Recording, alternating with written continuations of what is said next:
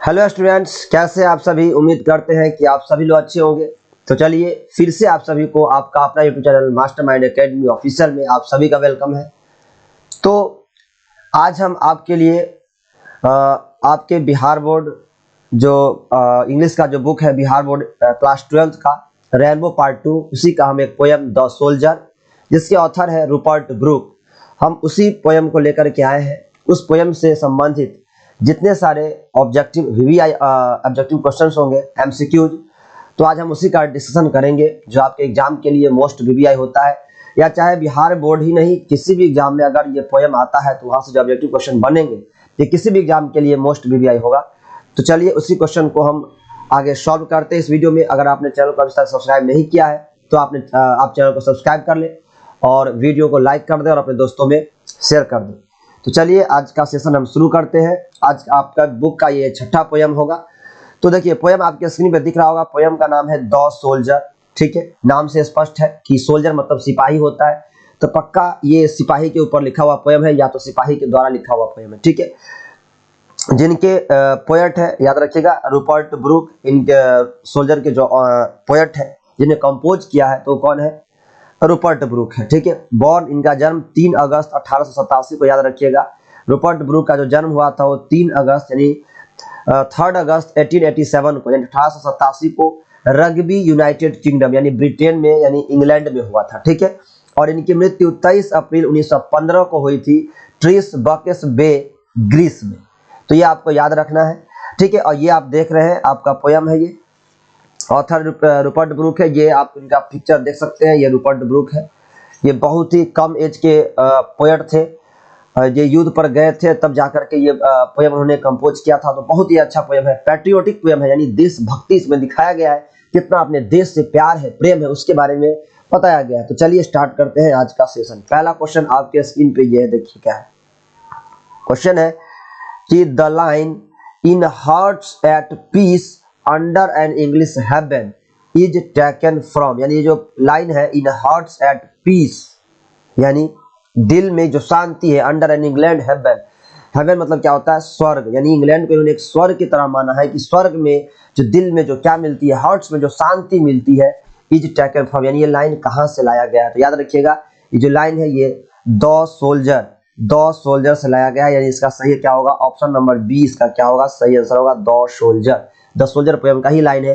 तो आप याद रखिएगा, अपने माइंड में सेट कर लीजिए कि यानी अगर कहीं भी ऐसे पोएट के बारे में बात हो या पोयम के बारे में बात हो जिसमें युद्ध की बात चर्चा की गई हो तो द सोल्जर की बात होगी। और इसमें सारी बातें इंग्लैंड के बारे में कहा गया है क्योंकि जो पोएट है वो इंग्लैंड के हैं, तो सारी बातें इंग्लैंड के लिए होगा। ठीक है, याद रखिएगा ये बात। तो द सोल्जर से ये लाइन लिया गया है। चलिए अगला क्वेश्चन, क्वेश्चन नंबर 2 आपके स्क्रीन पे है। क्वेश्चन नंबर 2 है, देखिए रूपर्ट ब्रूक प्रेजेंट, यानी रूपर्ट ब्रूक प्रशंसा करते हैं, किसकी प्रशंसा करते हैं, तो याद रखिएगा इंग्लैंड की, क्योंकि वो इंग्लैंड के थे तो इंग्लैंड की ही प्रशंसा करते हैं। तो इसका सही आंसर क्या होगा, ए, 2 का सही आंसर होगा ए। ठीक है, चलिए आगे हम देखते हैं third question. Question number 3, the soldier is, soldier क्या है, याद रखिएगा आपसे क्वेश्चन पूछा जा रहा है कि सोल्जर जो है वो क्या है, यानी एक ऑड है, एक गीत है, या फिर एक मिनट सॉरी, हाँ ये सोनेट है, एपिक है, क्या है, ये आपसे पूछा जा रहा है। याद रखिएगा ये सोनेट है।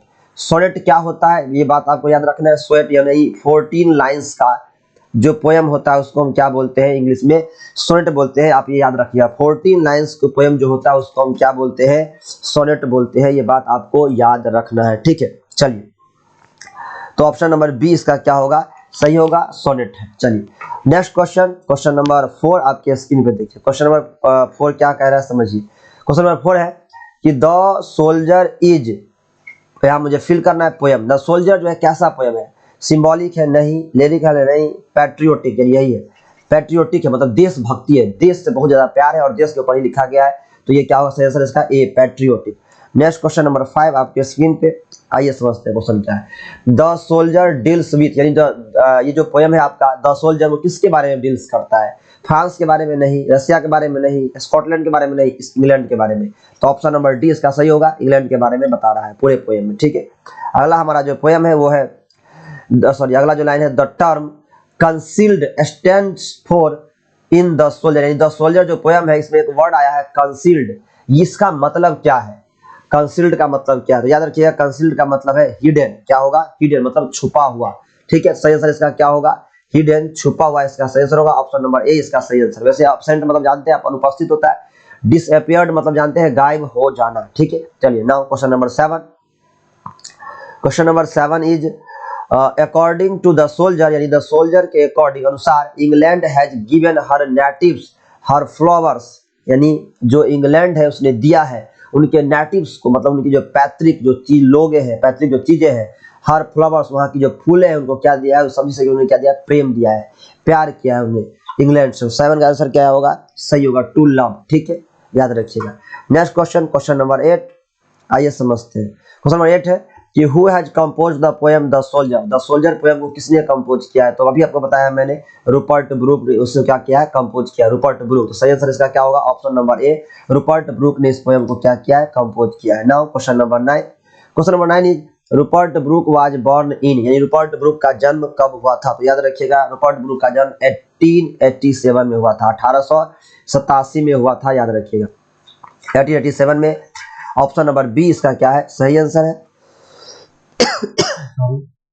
नाउ क्वेश्चन नंबर 10 क्या है, देखिए Rupert Brooke was died in, Rupert Brooke की मृत्यु कब हुई थी, कब ये मरे, तो याद रखिएगा 1915 में इनकी मृत्यु हो गई थी, 1915 में, 1915 में। तो ऑप्शन नंबर सी इसका क्या हो गया, सही आंसर हो गया 1915। ठीक है, चलिए next question, question number 11।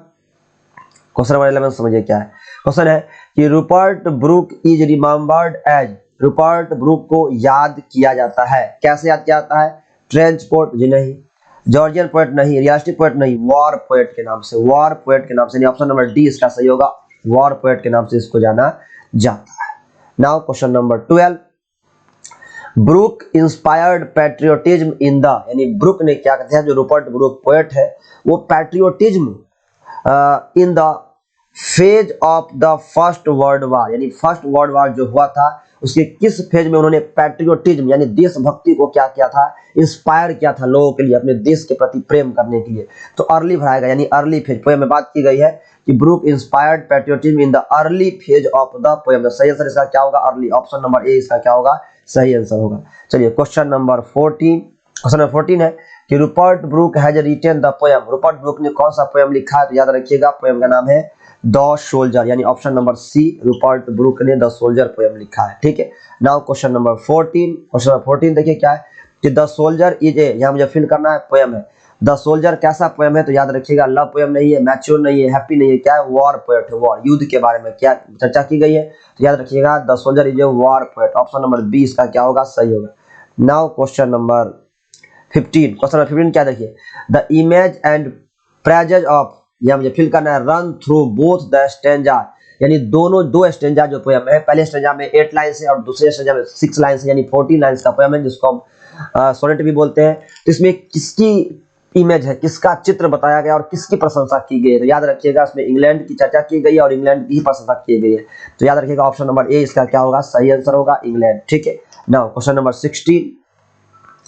Question number 16 देखिए क्या है कि the place where the soldier would be buried should be treated as the part of after his death, यानी पोएट का कहना है, रूपर्ट ब्रूक का कहना है कि द प्लेस, वह जगह, वेयर जहां the soldier would be buried, जहां सोल्जर को दफनाया जाएगा, शुड बी ट्रीटेड एज, उसे माना जाएगा, the part of after his death, यानी वह कहाँ का भाग माना जाएगा उसकी मृत्यु के बाद, वो माना जाएगा इंग्लैंड का। वो पोएम में चर्चा किए कि अगर कोई सोल्जर अगर मारा जाता है तो जहां उसे दफनाया जाएगा वो हमेशा के लिए धरती किसका हो जाएगा, इंग्लैंड का हो जाएगा, याद रखिए। तो सही आंसर का क्या होगा, इंग्लैंड। ऑप्शन नंबर डी इसका सही होगा, इंग्लैंड का।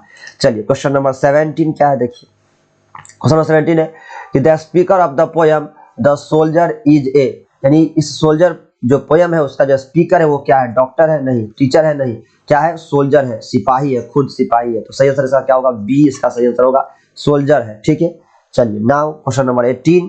Question number 18 is the poem, यहाँ मुझे फिल करना, इज अ पैट्रियोटिक पोएम, यानी कौन सा पोएम है जो पैट्रियोटिक है, सॉन्ग ऑफ माई सेल्फ जी नहीं, फायर हाइमन नहीं, द सोल्जर। सही आंसर क्या होगा, द सोल्जर एक पैट्रियोटिक पोएम है, देशभक्ति पोएम है। तो ऑप्शन नंबर सी इसका क्या होगा, सही आंसर होगा। Now question number 19। Question number 19 is Rupert Brooke speaks in the guise of an soldier, यानी वो कहाँ के सोल्जर के बारे में, कहाँ के जो उनके दोस्त है सोल्जर उनके बारे में बात करता है, इंग्लिश, तो कहाँ के इंग्लिश सोल्जर के बारे में, यानी जो ब्रिटेन के जो सोल्जर है, सिपाही है, उन्हीं के बारे में, यानी उन्हीं के लिए, ताकि उनके अंदर क्या हो, पैट्रियोटिज्म उत्पन्न हो, देश के प्रति प्रेम हो, देशभक्ति उत्पन्न हो, इसी के लिए उन्होंने पोएम लिखा था, early phase of first world war. पढ़ा है आपने।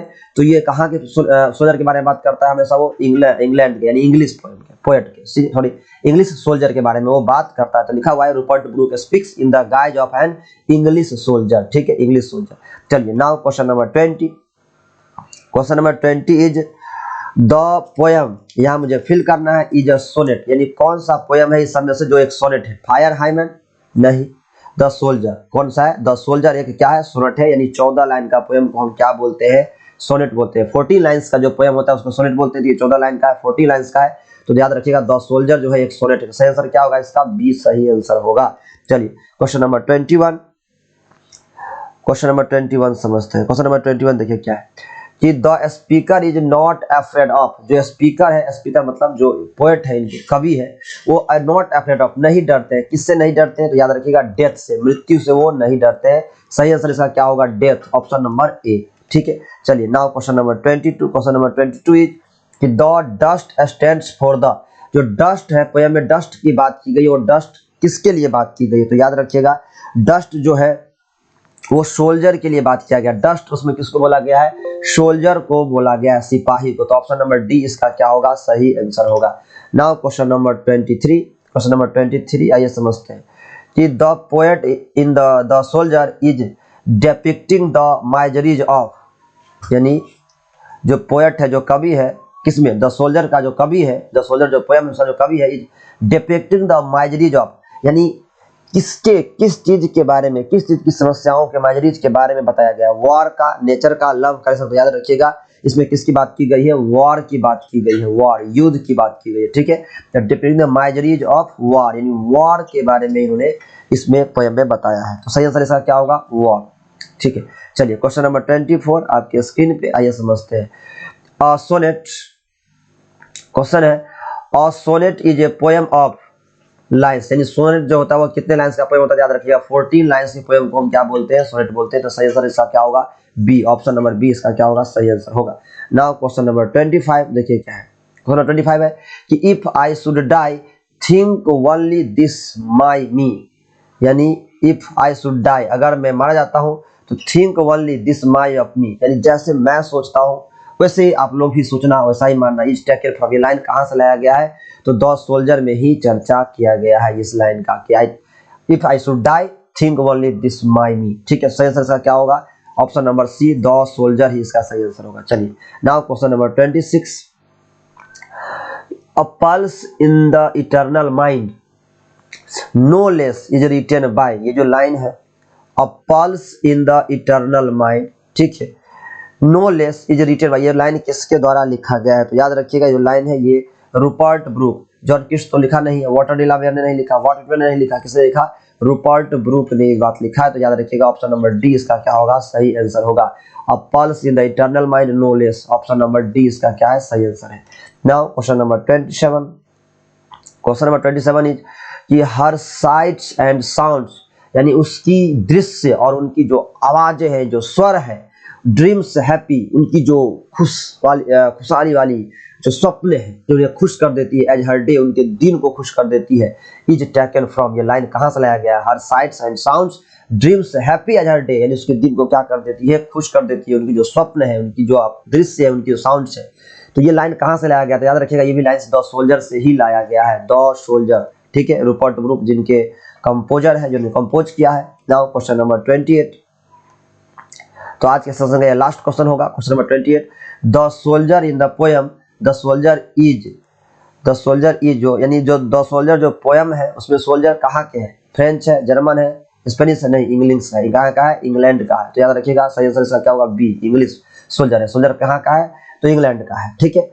तो याद रखिएगा आज का सेशन आपको समझ में आया होगा। अगर आपको समझ में आया है तो वीडियो को लाइक करके जरूर बता दें और कमेंट करके जरूर बताएं कि आपको कैसा लगा, और इसी तरीके से अपने घर पे रहे, पढ़ते रहे। Bye bye, take care.